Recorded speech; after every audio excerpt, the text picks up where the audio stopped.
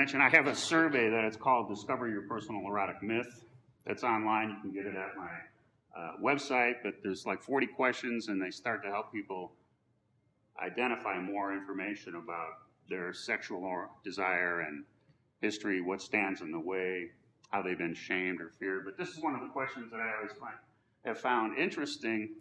Now, this survey has about 1,800 respondents so far from a generally sex-positive alternative population. It's not a random survey of the population at large. So some of this information,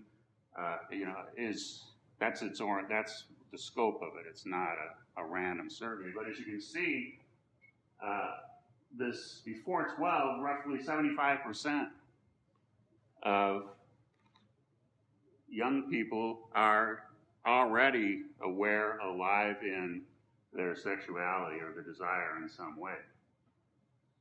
But we're pretending, no, kids don't think that way, or wouldn't have, we don't want to expose kids to things. These are, again, this kind of outdated medieval, methodology that we're trying to treat contemporary sexuality in by overlooking what's really going on. So that's the purpose of this survey, and also one of the indicators that I found with people that have a personal erotic myth or a fetish sexual is their eros came alive at an early age, well before puberty. It was already a part of their being, their soul coming alive.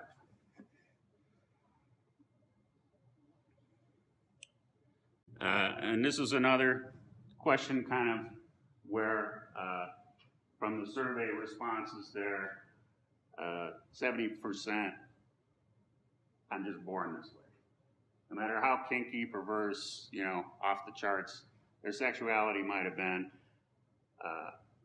they believe that they're just born this way.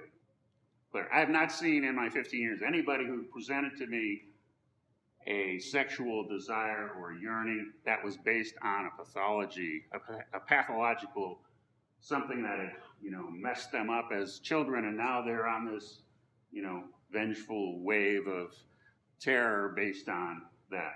Now, that's a broad brush statement, but that's on the whole, I think, the way it is. Most people are coming feeling I'm ashamed or afraid or terrified of expressing my sexuality or letting someone else know about it. That's the much bigger scope of what's presented, at least in my practice.